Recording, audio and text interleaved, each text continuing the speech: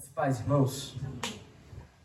Quero convidá-los esse domingo, dia do Senhor, para abrirmos a palavra de Deus, o Evangelho de Cristo, o nosso Senhor, segundo o relato de Lucas. Um texto que se encontra no capítulo 12, do versículo 1 até o versículo 12. Lucas 12, de 1 a 12. Iniciando agora mais um capítulo desse Evangelho tão abençoado, um capítulo extenso e cheio de ensinos para nós. Lucas, capítulo 12, do versículo 1 até o versículo 12. Os irmãos encontraram? O título da nossa mensagem de hoje é Juízo, Amor e Cuidado. A palavra de Deus diz assim: visto que milhares de pessoas se aglomeraram a ponto de se atropelarem umas às outras, Jesus começou a dizer, antes de tudo, aos seus discípulos: cuidado com o fermento dos fariseus, que é a hipocrisia. Não há nada encoberto que não venha a ser revelado, nem oculto que não venha a ser conhecido. Porque tudo que vocês disserem às escuras será ouvido em plena luz. E o que disserem ao pé do ouvido, no interior da casa, será proclamado dos telhados. Digo a vocês, meus amigos, não temam os que matam o corpo, e depois disso nada mais podem fazer. Eu, porém, vou mostrar a quem vocês devem temer. Temam aquele que depois de matar, tem poder para lançar no inferno. Sim, digo que a esse vocês devem temer. Não se vendem 5 pardais por 2 moedinhas? Entretanto, Deus não se esquece de nenhum deles. Até mesmo os cabelos da cabeça de vocês estão todos contados. Não temam, vocês valem mais, bem mais, do que muitos pardais. Digo a vocês, todo aquele que me confessar diante dos outros, também o Filho do Homem o confessará diante dos anjos de Deus. Mas o que me negar diante das pessoas, será negado diante dos anjos de Deus. Todo aquele que disser uma palavra contra o Filho de Deus, isso lhe será perdoado. Mas, para o que blasfemar contra o Espírito Santo, não haverá perdão. Quando levarem vocês às sinagogas, ou à presença de governadores e autoridades, não se preocupem quanto à maneira como irão responder, nem quanto às coisas que tiverem de falar, porque o Espírito Santo lhes ensinará, naquela mesma hora, as coisas que vocês devem dizer. Amém. Vamos orar. Senhor Deus bendito, nosso Pai, nós te louvamos, damos graças, nós nos arrependemos pelos nossos pecados, mas agora, ó Deus, eu te peço que o Senhor nos ajude a compreender a riqueza da tua palavra, os teus ensinos, e eu te peço, ó Deus, que as exortações feitas pela tua palavra em nossos corações produzam efeito de arrependimento, efeitos, ó Deus, de glória ao teu nome, para que o Senhor receba todo o louvor que lhe é devido. Ensina-nos, guia-nos, como teu povo, a andar nos teus caminhos, a te seguir e a te buscar em cada instante, ó Deus, porque nós necessitamos de ti em todo momento. Não nos deixe falhar nem vacilar, porque no momento que não vigiamos, nós caímos, porque nós mesmos somos incapazes de nos manter de pé. Mas se o Senhor nos ajudar, se estivermos contigo em cada instante, certamente estaremos firmes no Senhor, que é a rocha inabalável. Em nome de Jesus, ó Deus, eu te peço que o Senhor me ajude a pregar com fidelidade, temor e santo tremor, e que as palavras que saem da minha boca sejam para a edificação do teu povo e para a glória do teu nome, tão somente. É assim que oramos, em nome de Jesus. Amém. Meus irmãos, a nossa passagem de hoje ainda gira em torno do tema da mensagem anterior. O grande perigo da hipocrisia e as consequências eternas que ela traz à vida daqueles que andam nesse caminho. Na verdade, essa passagem de hoje ela é a conclusão de toda aquela situação que já há um tempo, talvez até mais de um mês, a gente vem tratando. Que começa essa cena quando Jesus expulsa diante da multidão um demônio mudo, que fazia aquele homem ficar mudo. E os fariseus começam a duvidar, a blasfemarem contra o Espírito Santo, inclusive. E Jesus ele começou a fazer uma exposição diante da multidão, expondo a profunda arrogância, a hipocrisia, a impiedade daqueles homens, daqueles falsos mestres, que diziam ser conhecedores da lei, mas que na sua prática, na forma como eles agiam, provavam justamente o contrário. Porém, agora o Senhor ele vai concluir toda essa passagem que durou, na verdade, mais de um dia, provavelmente mais de um momento. O Senhor trata do assunto agora em uma nova perspectiva. Diante de mais uma grande multidão, mais uma vez o Senhor se encontra diante de uma multidão, e ele prega agora primariamente olhando para os seus discípulos. Ele volta-se para os seus discípulos e começa a falar sobre o cuidado que os homens devem ter para não enveredar, para não caminhar nos mesmos passos, nos mesmos caminhos de uma falsa religiosidade. Uma religiosidade fingida, como a dos escribas, como a dos fariseus. Agora, você se pergunta, o que motivou o Senhor Jesus a concluir o discurso dessa forma? Não é? Bem, aquelas pessoas de Israel, as pessoas que nasceram naquela nação escolhida por Deus, eles, naqueles dias, eram naturalmente compelidos a seguirem os padrões desses homens que estavam sob domínio da religião.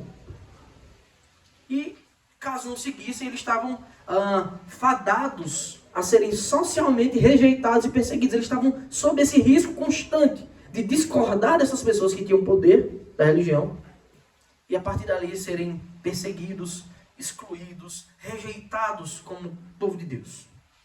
A religião tinha, ao longo dos séculos ali em Israel, se tornado totalmente hostil e impiedosa. Justamente o contrário do que o cristianismo é. Amoroso, né? Receptivo, ainda que severo contra o pecado. É assim que o diabo age, na verdade, por meio das grandes seitas. Né? Eles compelem as pessoas que estão ao redor. Eles forçam pelo medo, pelo confronto, a que eles se amoldem, ou pelo conforto, na verdade. As pessoas que não querem se desgastar com o que vem de errado, eles acabam se conformando ao erro pelo conforto. E passam a viver debaixo de padrões que Deus nunca requereu de ninguém. Que Deus nunca ordenou. Então, nessas passagens, na verdade, nesse grupo de passagens, nós temos duas claras motivações para Jesus concluir a passagem, esse pedaço da Escritura, desta forma, como nós lemos. A primeira é a influência que aqueles homens, os fariseus, os escribas, os sacerdotes, os doutores da lei, a influência que aqueles homens exerciam sobre a população judaica era muito grande. E por que era grande? Justamente porque eles tinham uma aparência de santidade. Eles eram fingidos, eles usavam máscaras, eles desfiguravam o rosto para dizer que estavam jejuando, eles gostavam de esperar todo mundo se aglomerar para dar um esmola e dizer, olha, eu sou bom. Eles oravam em voz alta nas praças, e toda a ação deles era para parecer que eram mais santos, mais perto de Deus do que as demais pessoas. Assim, as pessoas tendiam a se moldar a esse padrão, que era fingido, porque o coração deles estava endurecido. Não tinha mudança interior. E o segundo modo, pelo qual nós temos a motivação da palavra de Jesus, era um modo impiedoso, como eles agiam às ocultas. Diante das pessoas, eles agiam de um jeito, essa aparência de piedade e santidade. Mas quando estavam escondidos, eles revelavam quem de fato eram. Homens maus, que por sinal estavam tramando a morte do nosso Senhor Jesus Cristo. Você lembra o que aconteceu na passagem anterior? Aquela cena de Jesus expulsando o demônio, dos fariseus cometendo a blasfêmia contra o Espírito Santo, do Senhor falando que não se deve se esconder à luz. Aquela cena termina-se com um convite. Jesus recebe um convite para uma refeição na casa de um fariseu, onde tem muitos sacerdotes, doutores da lei, fariseus ali reunidos. E nós vimos que uma das primeiras coisas que acontece quando Jesus senta-se à mesa são os olhares de reprovação daqueles homens. Porque aqueles homens reprovaram Jesus, ficaram admirados com a ação de Cristo, porque Jesus sentou à mesa sem lavar as mãos. Não era questão de higiene, era questão cerimonial. Eles achavam que se porventura tivessem esbarrado em algum bicho morto, ou tocado num gentil, ou tocado em alguém impuro, eles ficariam impuros cerimonialmente e não poderiam entrar no templo. E caso tocassem na comida, e ingerissem essa comida, essa impureza seria maior ainda. Veja, um absurdo como é que eu posso dizer, de prisões invisíveis que aqueles homens impunham a si mesmos e mais ainda aos outros. E aí, Jesus confronta aqueles homens por causa dessa impiedade. Eles não falam nada, mas Jesus conhecia o coração deles. E a expressão deles de admiração revela essa verdade. Então Jesus proclama 3 ais contra os fariseus. O primeiro ai, eles ai de vocês, fariseus, era a exigência contra os costumes. Vocês se preocupam demais nas coisas minuciosas, vocês dão dízimo até das hortaliças. Vocês se preocupam com essas purificações, coisas que Deus nunca pediu para que vocês fizessem. Mas por que eles fazem isso? Porque essas coisas são visuais. Os outros olham e percebem, olha, ali tem alguém realmente temente a Deus. Mas se ele cumpre essas coisas, essas minúcias, que dirá as outras? Jesus diz, vocês fazem isso, mas o que realmente importa vocês não fazem. O coração de vocês nem tem a justiça de Deus, nem tem o amor. Vocês desprezam essas duas coisas, a essência da lei, vocês desprezam. Aí Jesus proclama um segundo ai. Vocês procuram os primeiros lugares na igreja, na sinagoga. Vocês gostam das saudações nas praças, para que todos vejam e pensem que vocês são pessoas que estão muito perto de Deus. Mas vocês não estão. O coração de vocês não está no Senhor. Está na vaidade, está no orgulho. E Jesus proclama um terceiro ai. Esse talvez o mais grave de todos, o mais afrontoso para aqueles homens. Vocês são como sepulturas vivas. Vocês são como sepulturas invisíveis, por sinal. Que os homens passam por vocês, tocam e se contaminam. Vocês se preocupam tanto com as purificações. Vocês são quem contaminam os outros. Porque as pessoas, quando vão chegando perto de vocês, elas ficam admiradas com esse modo de vocês agirem e começam a se moldar nesse mesmo padrão. E é um padrão que Deus nunca pediu. Portanto, é impuro, porque Deus nunca pediu. E vocês dizem que isso é coisa de Deus, mas não é. E é nesse momento que um intérprete da lei fica ofendido naquela refeição. E se levanta e diz, o Senhor está ofendendo a nós também. Porque eles também tinham o mesmo padrão de vida. Aí Jesus levanta a voz e proclama mais 3 ais contra os intérpretes da lei. O primeiro ai é, vocês mesmos são os responsáveis por criar esses fardos, porque vocês interpretam, dizem os fariseus como a interpretação, e eles mandam a população toda fazer. Mas vocês que criam essas interpretações, que fogem da palavra de Deus, vocês não carregam 1/10 desse fardo. Vocês não levantam nem com um dedo esse peso que vocês impõem sobre os homens, de regras que o Senhor nunca pediu. O segundo ai, vocês gostam muito de edificar as sepulturas dos profetas, dizendo que honram a eles, profetas antigos que morreram, assassinados. Vocês vão lá fazer mausoléus bonitos.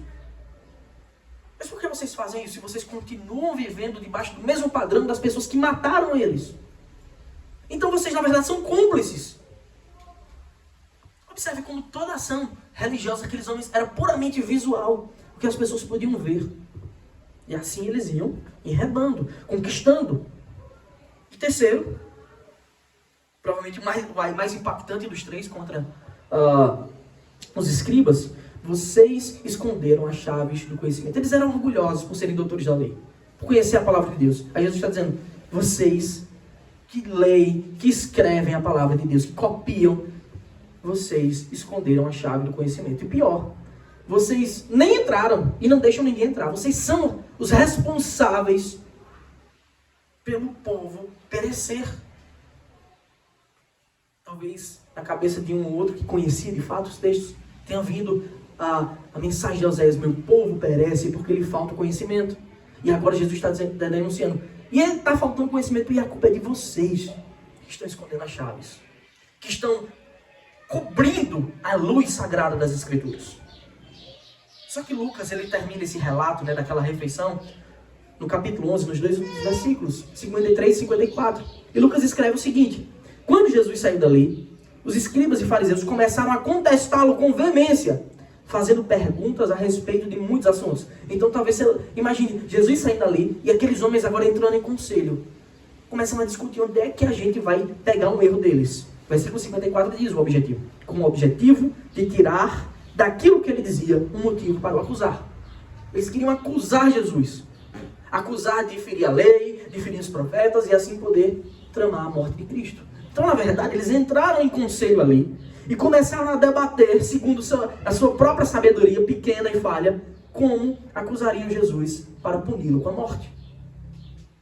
Você consegue imaginar as pessoas que diziam servir a lei, amar a lei, que dizia ame como a si mesmo, sem um motivo aparente, por não gostar, eles procurando um motivo para acusar? Porque uma coisa é você é um juiz, um doutor da lei, e o caso chega até você. E você tem que julgar aquele caso. Outra coisa é, eles estavam procurando como acusar Jesus. Então, às escondidas, irmãos, distante dos olhos das pessoas, da população, eles retiravam as máscaras deles. Aquela aparência de apego à palavra de Deus agora era desprezada. O amor que a lei ensinava e ordenava, eles ignoravam totalmente, quando estavam num lugar fechado, só entre eles. A misericórdia de Deus era rejeitada juntamente com a graça de Cristo. As ocultas, escondidas de todos, eles tramavam como acusar um inocente, buscando um motivo para que se satisfizesse os seus desejos de sangue e de morte. Como Paulo escreve em Romanos 3,15. Os seus pés são velozes para derramar sangue. Era isso que eles queriam, derramar sangue inocente. Eles achavam que as tramas que eles faziam escondido ficariam ocultas aos olhos de Cristo. Ficariam ocultas aos olhos do povo.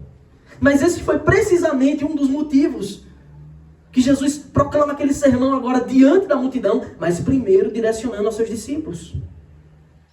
Na verdade, irmãos, o estilo de vida daqueles homens, o estilo de vida com que eles caminhavam dia após dia, era uma grande pedra de tropeço para os pequeninos. Aqueles que tinham pouco conhecimento eram extremamente influenciados pelos usos, pelos costumes, pelos fardos extremamente pesados que aqueles homens colocavam sobre eles. Na verdade, os fardos não eram somente pesados, eram fardos insustentáveis. Talvez alguns se amoldassem eles pelo medo da perseguição que eles imprimiam no coração do povo. Eles julgavam quem discordava deles.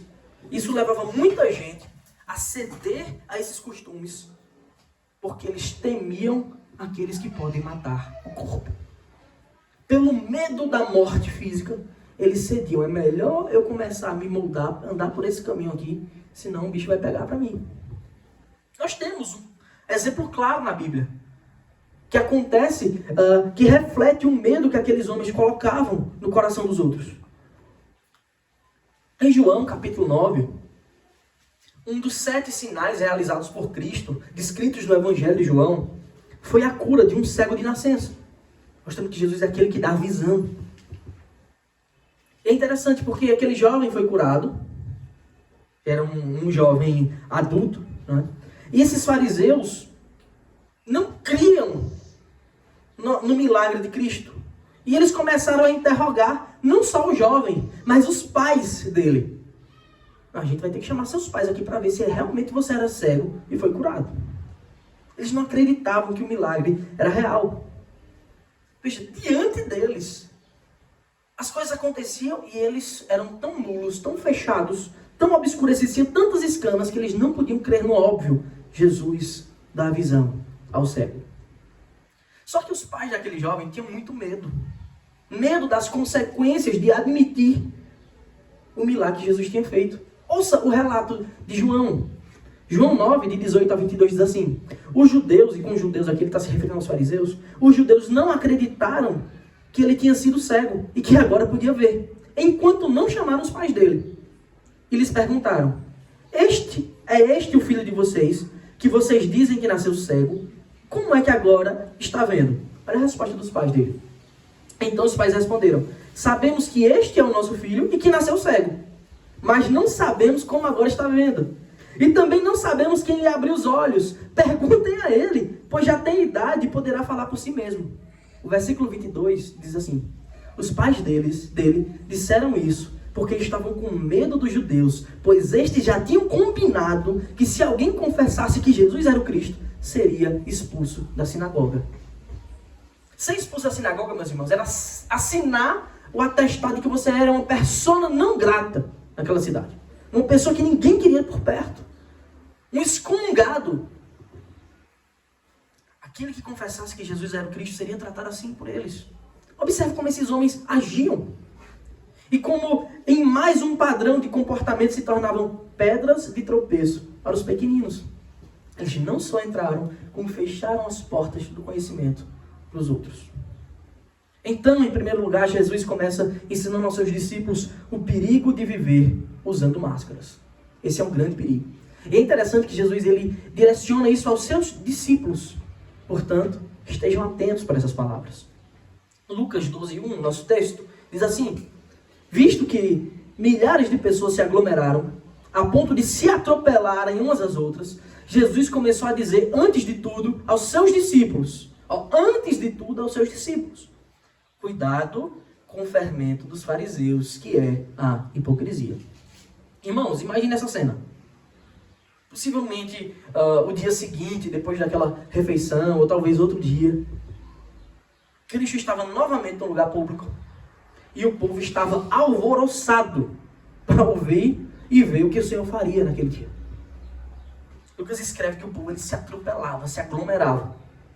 Nós temos que ouvir milhares de pessoas, pisando os pés dos outros, se atropelando, porque queriam estar ali pertinho do Senhor Jesus. Havia uma curiosidade, havia um sentimento de que algo novo estava acontecendo, aquelas pessoas queriam tomar conhecimento disso. Então, eles saíram para ouvir os ensinos, para ouvir o que sairia da sua boca graciosa. Lembrem que naqueles dias não tinha caixa de som, não tinha microfone. Então, quem quisesse de fato ouvir o que Jesus estava dizendo, precisava estar o mais perto possível. E Lucas nos conta que ele se dirigia primeiramente aos seus discípulos. Essa mensagem que é uma mensagem de alerta. Cuidado! Mas nós devemos lembrar que não era apenas os 12 discípulos, tá, que estavam ali, os 12 apóstolos. Mas Jesus, nessa altura do campeonato, nessa altura do seu ministério, já havia muitos outros discípulos, homens e mulheres, que serviam a Cristo com fidelidade. Em um dado momento, antes disso, Jesus já tinha encaminhado 70 homens para uma missão. Então havia muitos discípulos. E eles precisavam estar firmados no Senhor. E o Senhor queria exortá-los. Mas é evidente que a intenção de Jesus era que também as demais pessoas ao redor ouvissem esses ensinos. Ouvissem o conteúdo dessa mensagem. Então, esse alerta é válido para nós, irmãos. Estejam atentos. Porque quando Jesus faz um alerta, o perigo é real. Ou seja, Jesus não vai fazer um alerta de graça. Sem perigo. Ele diz assim: cuidado com o fermento dos fariseus, que é a hipocrisia. Bem, está claro que Jesus está alertando aos seus discípulos quanto à hipocrisia. Mas por que ele usa essa expressão fermento dos fariseus? Porque o fermento ele serve para inflamar a massa. Ele contamina a massa do bolo, dos pães, de modo que ela vai inchando, vai crescendo cada vez mais. E era justamente assim que o fermento dos fariseus agia sobre os demais. A hipocrisia deles ia fazendo isso. Esse modo fingido de viver, um fingimento de santidade, ia ganhando a atenção e os aplausos das pessoas. A imagem deles era venerada publicamente. E eles se tornavam cada vez mais proeminentes diante do povo. O seu poder, do status, ia aumentando cada vez mais. Só que eles não nutriam. Esse fermento não nutria ninguém, não alimentava os outros. Na verdade, só inchava. Ia contaminando. E as pessoas que iam sendo contaminadas começavam também a viver debaixo dos mesmos padrões. Esse fermento maligno saía melando, contaminando, distorcendo o coração das pessoas. Porque elas percebiam que se agisse de um modo parecido, elas também iam ser reconhecidas. Iam ganhar os aplausos. Iam estar do lado do mais forte, dos proeminentes. Então Jesus olha para os discípulos e diz: cuidado com esse fermento. Cuidado com a hipocrisia. Porque muitos gostam de andar desse modo. Só que ele leva para a morte. Em outras palavras, não se contaminem com isso. Porque pode ser um caminho sem volta. Agora, me diga vocês se isso não é verdade. Se dia após dia que passa, principalmente com o advento das redes sociais, da internet, a gente não vê irmãos pastores enveredando por um caminho diferente de quando começaram a carreira da fé? Começaram bem. E daqui a pouco viram que a mensagem do Evangelho é dura. A mensagem do Evangelho, o confronto, tende a não encher muitas cadeiras. Porque as pessoas não querem ser confrontadas. E aí, ele começa a dizer o que as pessoas querem. E ao dizer o que as pessoas querem, o que acontece? As coisas enchem. As cadeiras enchem, as pessoas aplaudem, porque é muito bom ouvir que você é o centro do coração de Deus. É muito bom ouvir que Deus quer te dar tudo o que você quer. Isso que não é verdade. E esse fermento hipócrita não só contamina eles a princípio, como vai contaminando outros. A gente poderia citar uma lista aqui de pastores que começaram bem a sua carreira, firmes contra o pecado, e enveredaram por caminhos assim. A hipocrisia não é só nesse de dizer o que a pessoa quer. Existem vários graus e tipos. A gente conhece aqueles que eram santos e enveredaram pelo caminho da teologia da prosperidade. Outros enveredaram pelo coach. Outros enveredaram por heresias bizarras. Outros enveredaram por assumir uma política que a maioria das pessoas gostam, porque falam de uma pseudo-igualdade que não existe e negam a verdade do Evangelho. E isso começa a contaminar. Eu conheço pessoas que não pisam mais na igreja porque foram confrontadas quando disseram: um crente não pode votar em alguém que defende o aborto. Porque isso é absurdo, um cristão fazer isso. Um cristão não pode pôr no poder alguém que defende a ideologia de gênero. Porque isso é simplesmente contrário à moral de Deus. E as pessoas tinham seus ídolos, e aí elas fogem da igreja. Outros se aproveitam do contrário. Pensam: e se eu misturar essa ideologia maligna com o que eu prego? Talvez essas pessoas venham para a igreja. Mas isso é uma distorção, isso é outro evangelho. Esse fermento está no mundo, irmãos. É a hipocrisia, a distorção, a maldade. E todo servo de Deus deve buscar constantemente uma vida de santidade, de sinceridade diante de Deus. Ainda que isso lhe custe os olhares de reprovação dos falsos. Ainda que isso lhe custe o que as pessoas torçam o nariz quando lhe veem. Porque você prega a verdade, você ama a palavra de Deus e tem zelo por ela como ela deve ser. Comportamento falso não ficará encoberto para sempre. Essas pessoas que vivem assim, elas poderão até enganar por um tempo outros. Talvez elas enganem até todo mundo por um tempo. Mas nunca o Senhor. E nunca será para sempre. É justamente o que Jesus diz no versículos 2 e 3. Não há nada encoberto que não venha a ser revelado. Então, se você acha que por um tempo vai ser confortável viver assim, agradando os outros para você receber também os aplausos, não ser rejeitado por ninguém, saiba que isso tem um custo, isso tem um prazo de validade. É por um tempo só. Não há nada encoberto que não venha a ser revelado, nem oculto que não venha a ser conhecido. E claramente Jesus está fazendo uma denúncia daquilo que os fariseus estavam fazendo, tramando a morte delas ocultas. Porque tudo que vocês disserem às escuras será ouvido em plena luz. E o que disserem ao pé do ouvido, no interior da casa, será proclamado dos telhados. Agora lembre dos seus diálogos mais profanos e diga se isso não te assusta.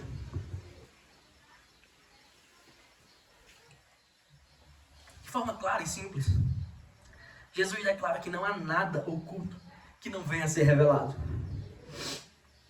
Não adianta tentar esconder. Aquela trama dos fariseus para matar Jesus, ela seria exposta, como foi, e nós sabemos da existência dela, porque foi exposta.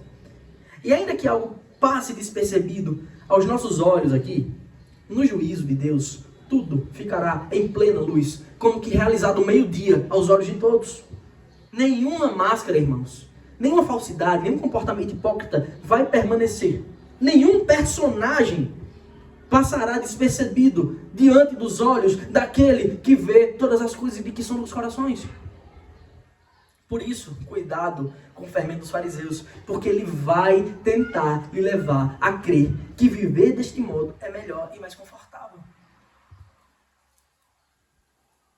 Em segundo lugar, temos o justo juiz e o grande valor dos crentes. Jesus disse, cuidado, não vivam assim, porque vai chegar um dia que vai ser revelado. E quando for revelado, o que é que vai acontecer? Não é verdade que daí segue-se o juízo? A aplicação do justo juízo de Deus? Irmãos, esse cuidado com o fermento dos fariseus não se trata somente do desejo de parecer com eles, mas também do medo da perseguição deles. As pessoas, por medo de serem perseguidos, de enfrentar os olhares, de enfrentar a rejeição, sentem-se tentados a viver desse modo, com religiosidade falsa, fingida. Por isso Jesus alerta os seus discípulos com as seguintes palavras. E elas permanecem verdadeiras para nós. Ele diz assim, versículos 4 e 5 do nosso texto. Digo a vocês, meus amigos, olha como Jesus trata seus discípulos. Digo a vocês, meus amigos, não temam os que matam o corpo. E depois disso, nada mais podem fazer. Eu, porém, vou mostrar a quem vocês devem temer. Temam aquele que depois de matar tem poder para lançar no inferno. Sim, digo que a esse vocês devem temer. É interessante porque Jesus é o exemplo do seu próprio ensino. Porque os fariseus estavam tramando a sua morte. E se ele tivesse temido, ele jamais diria isso publicamente diante da multidão. Mas provando que esse não era o caminho para os seus discípulos, publicamente ele denuncia o erro. E sustenta a sua exortação contra aqueles homens maus. O maior mal que aqueles homens podiam fazer, ou que qualquer um da nossa geração pode fazer conosco, é matar o corpo. E depois disso eles não podem fazer absolutamente nada. Além disso, eles são totalmente limitados, eles não podem agir. E nós sabemos, e se você é um cristão verdadeiro, você sabe que depois do fechar dos olhos, inicia-se uma eternidade incontável, no qual contar o tempo chega a ser uma bobagem, porque não existe mais tempo.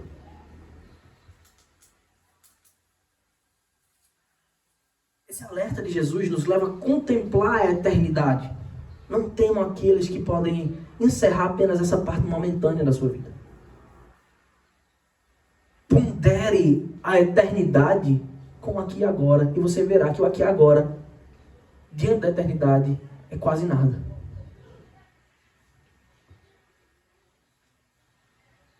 Jesus nos leva a contemplar a eternidade, que está logo à nossa frente. E ao mesmo tempo, ele nos leva a contemplar a pureza, a majestade perfeita do nosso Deus.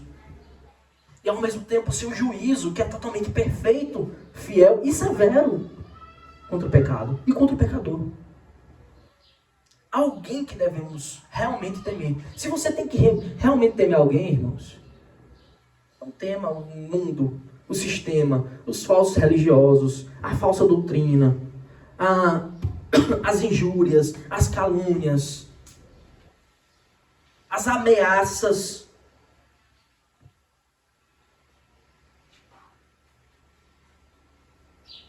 Você não deve temer o que essa gente má e tirana faz. Mas o temor respeitável que devemos ter é aquele que devemos ter para com o Senhor, o santo juízo, o perfeito, o majestoso, o infinitamente bom e amoroso. Deus é o juiz real que tem poder não só no aqui e no agora, mas também em toda a eternidade. Poder sobre cada um dos indivíduos em cada ato de sua vida. Não só nessa, mas também na vindoura. Em outras palavras, Jesus está dizendo assim: o que adianta vocês cederem às pressões dos fariseus para preservar a vida e o conforto que vocês têm hoje? Se alguém a quem temer, não é coerente que seja aquele que tem poder para decidir o seu futuro eterno? Sim, é óbvio que é a Deus, o bom e perfeito. É a Ele que vocês devem temer, respeitar e obedecer. Até porque os seus juízos, os seus caminhos são sempre bons. Ao longo da história, irmãos, cristãos foram perseguidos o tempo todo. Foram compelidos a desistir, a negar a fé. Desde aqueles dias até hoje, em muitos lugares, seja por pressões de seitas religiosas, como o islamismo, por exemplo, que é mau, que é perverso, ou diante de sistemas políticos diabólicos, como o comunismo. Jesus declara que é extremamente insensato uma pessoa buscar alguns poucos anos de conforto, de aplausos dos homens, em detrimento de toda uma eternidade ao seu lado, uma eternidade de glória. Portanto, não negocie a sua fé. Um verdadeiro sábio age assim como Salomão escreve em Provérbios 9:10. O temor do Senhor é o princípio da sabedoria. Conhecer o santo é ter entendimento. O verdadeiro sábio teme a Deus e o respeita. Mas talvez alguém pudesse entender errado as palavras de Cristo. Talvez você, lendo isso, entenda errado. Pense num Deus com uma extrema severidade. E de fato ele é severo. Mas ao mesmo tempo ele é infinitamente misericordioso e bom. Então, ao passo que ele apresenta o Pai como o juiz supremo, o juiz eterno diante do qual todos os homens vão comparecer e, portanto, devem temer e tremer, ele passa a apresentar o nosso Deus também como aquele que nos ama e cuida de nós, como ninguém pode imaginar, com um amor incondicional. Jesus passa a mostrar o infinito amor e o nosso valor diante de Deus. O Deus que criou tudo também nos estima de forma excepcional. Jesus diz assim, nos versículos 6 e 7, não se vendem 5 pardais por 2 moedinhas? Entretanto, Deus não se esquece de nenhum deles. Até os cabelos da cabeça de vocês estão todos contados. Não temam, vocês valem bem mais do que muitos pardais. Olha que declaração de amor do nosso Deus. Isso é uma declaração, irmãos, de que você pode confiar, ainda que o mundo queira exercer pressão sobre a sua vida. Aqueles homens sabiam que essas aves eram muito baratas. Praticamente qualquer pessoa, por mais pobre que fosse, podia comprá-las. 2 moedinhas, você comprava 5 pardais. Era o suficiente para alimentar algumas pessoas. Só que Cristo argumenta assim, mesmo ela sendo de tão pouco valor, Deus não esquece de nenhuma delas. Ele não se esquece de nenhuma delas. Ele conhece cada uma das aves que ele mesmo criou. Então, para mostrar o cuidado precioso que o Senhor tem pelos seus eleitos, Jesus ele vai bem além disso. E diz assim, os fios de cabelo sobre as cabeças de vocês estão contados. Ele sabe de cada um dos fios. E se ele sabe do fio de cabelo, ele sabe da sua vida, da sua existência. Sabe por que isso? Porque o seu valor diante de Deus é muito grande. Portanto, você não necessita temer mesmo a morte. Interessante que Jesus diz, a um passo você deve temer aquele que pode fazer tudo, mas depois ele diz, você não deve temer. Você não deve temer esses homens maus. Você não deve temer isso.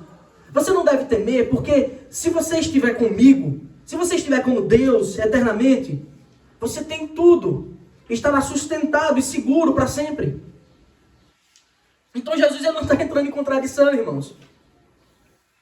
Mas ele está dizendo que o nosso objeto de profunda devoção deve ser apenas o Senhor. Somente a Deus nós devemos temer, respeitosamente, sabendo que Ele nos ama incondicionalmente. Quem está distante de sua graça deve temê-lo pela angústia do juízo. Mas nós, por outro lado, devemos descansar nas suas mãos que são onipotentes. Nós devemos descansar nos braços do soberano do universo. Porque a declaração é de que Ele nos ama e que nós valemos muito, muito mais do que esses pardais que Ele conhece. Essas palavras de Cristo, elas completam a pureza, a virtude, a grandiosidade desse amor que Deus tem por nós. Vocês valem bem mais que muitos pardais. O que significa, irmãos? É que o amor de Deus é o que a gente jamais vai conseguir quantificar. A gente jamais vai conseguir dar um número, dar um valor, uma dimensão para o tamanho do amor de Deus. Há uma riqueza tão grande do seu amor que nem todo o ouro do mundo poderia comprar 1% sequer dele. Lembra do que o próprio Cristo declara em João 3,16? Deus amou o mundo de tal maneira que deu o seu Filho unigênito. Esse é o grande valor. Qual o valor de Deus? O Filho unigênito, para que todo que nele crê não pereça, mas tenha a vida eterna. Aquele que nos amou a esse ponto, evidentemente, não nos dará a vida eterna e estará conosco em cada instante da nossa vida, mesmo diante das tribulações, mesmo diante das provas e até mesmo da perseguição dos homens maus. Não é evidente que Ele estará conosco em cada instante, nos sustentando e nos guardando? Então essa mensagem para os discípulos é: confiem no Senhor, ainda que os homens maus façam pressão, ainda que qualquer tipo de natureza faça pressão para que você abandone a fé, ou o desgosto, ou a hipocrisia dos outros, ou a fraqueza, ou a perseguição, ainda que algo trame contra você para que você se afaste de Deus, confie no Senhor, porque Ele te ama incondicionalmente. Ele é o mais poderoso. Portanto, em terceiro lugar, você pode viver confiando no Deus que cuida dos seus filhos. Você pode viver confiando no Deus que protege, que cuida, que guarda os seus eleitos. E agora Jesus encoraja os seus discípulos a manterem-se firmes, mesmo diante da maldade do mundo, mesmo diante da perseguição dos hipócritas. A bênção eterna de uma vida perseverante no Senhor e fiel é simplesmente maravilhosa. O próprio Deus é quem dará testemunho a nosso favor. É interessante porque aqui nós testemunhamos de Deus. Mas é dito que aquele que permanecer firme, fiel, e não se curvar diante desse fermento que contamina o mundo, é o contrário que vai acontecer. É Deus quem dará testemunho a nosso favor. Ele diz assim, versículos 8 e 9: digo mais a vocês, todo aquele que me confessar diante dos outros, ou seja, que não se dobrar a esse sistema, esse mundo caído, também o Filho do Homem o confessará diante dos anjos de Deus. Mas o que me negar diante das pessoas será negado diante dos anjos de Deus. Então, mais uma vez, o Senhor nos leva a ter os olhos fitos na eternidade. O aqui e agora é passageiro. Nós aguardamos esse grande dia. Os sofrimentos do tempo presente, eles não podem ser comparados com a glória que há de ser revelada em nós, como diz o apóstolo Paulo. E o início dessa glória eterna, irmãos, para todos os servos de Deus, se dará quando o nosso Senhor nos vindicar, nos reclamar para si, e declarar que nós pertencemos a Ele, e testemunhar ao nosso favor, dizendo que nós o recebemos e não o abandonamos e perseveramos. Então ali, diante dos anjos, diante de todos os nossos irmãos, inclusive diante dos réprobos, dos reprovados, Ele vai dizer: venham à minha direita, vinde, benditos do meu Pai. É nesse momento sublime, em todo o estado de glória posterior e eterno, que os nossos olhos devem estar atentos, firmados. É lá que deve estar o foco da nossa visão. Esse é um chamado de Cristo para a sua igreja. Tenham fé, creiam e confiem. Por isso devemos confessá-lo diante dos homens, não apenas no dia do nosso batismo, mas todos os dias com as nossas bocas, com as nossas escolhas, com as nossas vidas. Lembre-se, Jesus está falando isso primariamente aos seus discípulos. Porque há uma tentação, há um intento diabólico e maligno de desvirtuar aqueles que caminham com o Senhor. Saibam que muitas tentações virão, que muitas sugestões, críticas e qualquer coisa do tipo vai vir para tentar lhe desvirtuar da fé. Por isso que Jesus não está falando isso aqui como uma mensagem evangelística também, porque mais pessoas estão ouvindo. Mas primariamente ele está dizendo aos seus discípulos: não temam os homens maus. E é incrível quando a gente se aparta do Senhor um pouquinho, como a gente consegue ouvir a sugestão de ímpio. É incrível como essas pessoas têm poder de influência sobre a vida daqueles que são cristãos, mas que estão afastados do Evangelho.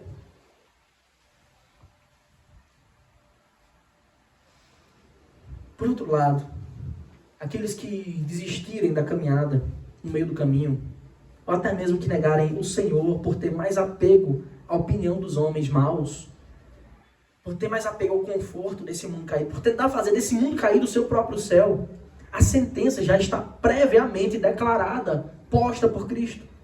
Ele diz que Ele mesmo os negará diante dos anjos de Deus. Ele mesmo fará isso ante todos no seu supremo tribunal. Em Mateus 7,23 ele diz: então lhes direi claramente, eu nunca vos conheci. Apartai-vos de mim, vós que praticais a iniquidade. Apartem de mim, vocês que praticam o mal. E para mostrar que quem eram os lobos daqueles dias, quem eram os falsos mestres, os desvirtuadores, Jesus diz assim no versículo 10 do nosso texto: todo aquele que disser uma palavra contra o Filho do Homem, isso lhe será perdoado. Mas para o que blasfemar contra o Espírito Santo, não haverá perdão. Por isso que essa é a conclusão de toda aquela cena. Porque Jesus remete de novo. E mais uma vez ele explica a condição dos fariseus, a condição daqueles guias cegos que tentavam guiar outros cegos. E a consequência é que eles iam cair no abismo. Não haverá perdão para aqueles que rejeitarem prontamente o Filho de Deus, a obra do Espírito Santo. Essas palavras eram claras, elas apontavam para os fariseus. Jesus já tinha acusado eles da blasfêmia contra o Espírito Santo. Em outras palavras, esse é o risco que corre todo aquele que dá ouvidos a falsos mestres. Esse é o risco que corre todo aquele que dá ouvidos a homens maus para ensinar sobre qual deve ser o caminho da sua vida. A gente já falou sobre esse pecado aqui. E tanta gente inventa a interpretação sobre esse pecado. É só a gente não excluir, interpretar ele distante de toda a Escritura, irmãos. Não pense que é como se a fonte de perdão de Deus se esgotasse para algumas pessoas que cometeram esse pecado. A Bíblia diz que o nosso Deus é rico em misericórdia. É rico em perdoar. É porque tais indivíduos tornaram-se tão obscurecidos, tão endurecidos pela incredulidade, que eles jamais se arrependerão. Não é como se eles dissessem assim: agora eu estou arrependido e Deus não quer me perdoar. É que eles jamais se arrependerão. Até porque o arrependimento é uma obra do Espírito Santo. O atestado direto é que eles se tornaram tão obscurecidos que o Espírito Santo não agirá no coração deles. Porque eles atribuíam as obras de Deus, de Cristo, ao diabo. Que coisa terrível. Que grande alerta, meus irmãos. Não deem ouvidos para seguir os caminhos dos homens maus, porque o fim deles é a morte. Agora eu pergunto a você: será que você, no seu dia a dia, não tem tomado boa parte das decisões da sua vida pautadas na sugestão dessas pessoas? Então, depois de declarar uma bênção incorruptível para nós nos céus, de que Deus dará testemunho ao nosso favor, Jesus vai além. Não é só nos céus o seu agir. Aqui também ele age em nós, por nós, pelo seu amor. Versículos 11 e 12. Quando levarem vocês às sinagogas ou à presença de governadores e autoridades, não se preocupem quanto à maneira como irão responder, nem quanto às coisas que tiverem de falar, porque o Espírito Santo lhes ensinará naquela mesma hora as coisas que vocês devem dizer. É como se ele dissesse assim para os seus discípulos: é bem verdade que aqueles que decidem ser fiéis e viver piedosamente serão perseguidos, isso é fato. Mas eu não estarei com vocês apenas lá no céu, na eternidade. Eu estarei com vocês todos os dias, até a consumação dos séculos. Eu estarei com vocês em cada instante, sustentando, guardando, protegendo, livrando-os do mal. Irmãos, o mais simples, o mais iletrado dos nossos irmãos, quando é perseguido, ele consegue dar um testemunho santo de fidelidade. Sabe por quê? Porque o Espírito Santo de Deus age nos corações deles e ele abre as nossas bocas para falar, para declarar a sua glória. Isso significa que mesmo diante dos perigos de um mundo mau, o Senhor está conosco o tempo todo, nos guiando, nos guardando, nos protegendo, para que a gente sirva aos seus santos propósitos. Você deve se lembrar de como nosso irmão Estevão, o primeiro mártir da igreja, ele testemunhou de Cristo diante dos seus algozes. E ele fez isso porque o Espírito Santo lhe abriu a boca. Isso é escrito lá em Atos capítulo 7. Ele pregou a palavra de Deus expositivamente, inclusive, desde Abraão até os dias de Cristo, com grande fidelidade. E aqueles mesmos religiosos que conheciam essas verdades, que não podiam contestá-las, ficaram irados, porque estavam obscurecidos. Eu vou ler o que diz o texto de Atos 7, a partir do versículo 54. Na verdade, é o capítulo inteiro, é a pregação de Estevão. A partir do versículo 54 está escrito: ao ouvirem isto, os fariseus, obviamente, ficaram com o coração cheio de raiva e rangiam os dentes contra eles. Eles faziam igual com Faraó na condenação infernal, lugar de ranger de dentes. Mas Estevão, cheio do Espírito Santo, fitou os olhos no céu e viu a glória de Deus e Jesus, que estava à direita de Deus. Então disse: eis que vejo os céus abertos e o Filho do Homem em pé à direita de Deus. É isso que o Senhor nos dá, uma contemplação da eternidade. Um valor inestimável que nenhum conforto nesse mundo pode comprar. Eles, porém, gritando bem alto, taparam os ouvidos e, unânimes, avançaram contra ele. Expulsando da cidade, o apedrejaram. As testemunhas deixaram as capas deles aos pés de um jovem chamado Saulo, o apóstolo Paulo. E enquanto apedrejavam, Estevão orava, dizendo: Senhor Jesus, recebe o meu espírito. Então, ajoelhando-se, gritou bem alto: Senhor, não os condenes por causa deste pecado. E depois que ele disse isso, morreu. É evidente, irmãos, que só pela obra do Espírito Santo, que abre as nossas bocas, que cuida do nosso coração, que nos dá a visão eterna, do qual um apedrejamento como esse seria grande lucro para Estevão. Ele que agora já desfruta mais de 2000 anos na presença do nosso Deus, de modo que é até bobo contar o tempo, porque isso não é nada comparado à eternidade. O Senhor nos dá isso, nos dá a sua presença constante. Nós devemos extrair algumas lições importantes dessa passagem da nossa vida. Primeiro, a hipocrisia é um fermento que inflama, que cresce, que corrói, que destrói tudo. Por isso, nós devemos ser transparentes e fiéis ao Senhor. Devemos estar apegados a Cristo, para que a gente não seja tentado a aderir a esse modo de viver. Segundo, irmãos, ninguém pode esconder de Deus nada. Nada ficará oculto ao juiz de Deus. Por isso nós devemos guardar o nosso coração do mal, para que a gente não seja tentado internamente e tente fazer às ocultas aquilo que o Senhor não permite. Terceiro, temer a Deus é o princípio da sabedoria. Não levar em conta a eternidade é uma grande tolice. Pensar que tudo se resume ao aqui e agora, como diz Paulo, a gente achar que as bênçãos de Deus para a nossa vida são aqui e agora, somos os mais miseráveis dos homens. Por isso nós devemos ter um estilo de vida contemplativo, sempre aguardando e olhando a glória e declarando e esperando e clamando: Maranata, ora vem, Senhor Jesus. Quarto, o juiz de Deus ele é severo e justo, e suas consequências elas são eternas. Por isso nós devemos nos manter perseverantes e temer somente aquele que tem poder sobre a nossa eternidade. Quinto, grande é para o Senhor o valor dos seus filhos. Não pense que você tem pouco valor. Ou como diria a canção, você tem um valor, o Espírito Santo se move em você. Por isso, nós podemos confiar sempre no Senhor e sermos gratos pelo seu amor.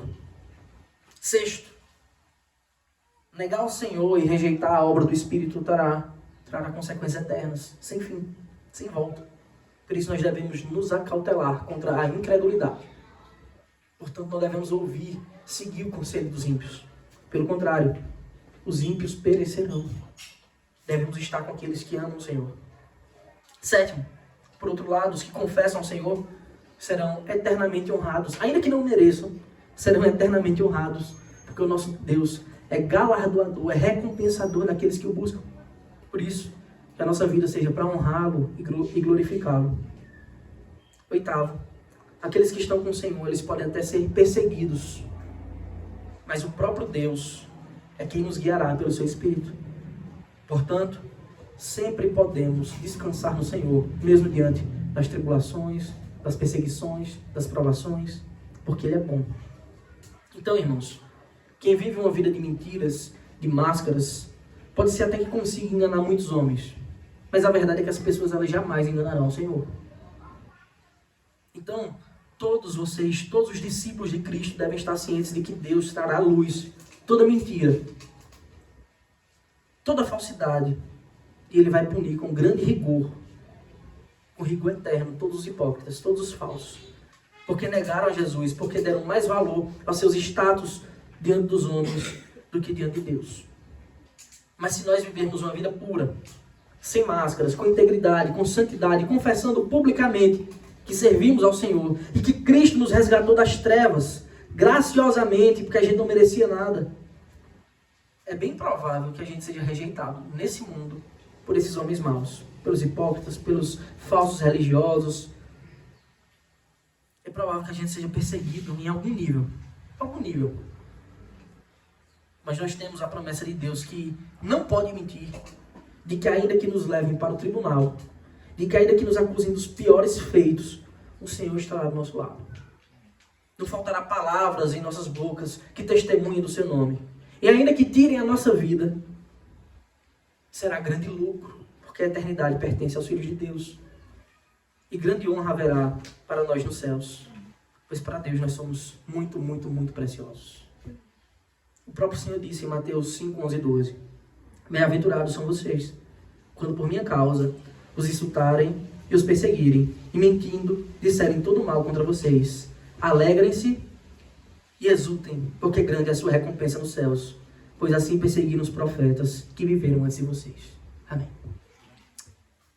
Vamos louvar ao nosso Deus e encerrar com a oração e bênção apostólica.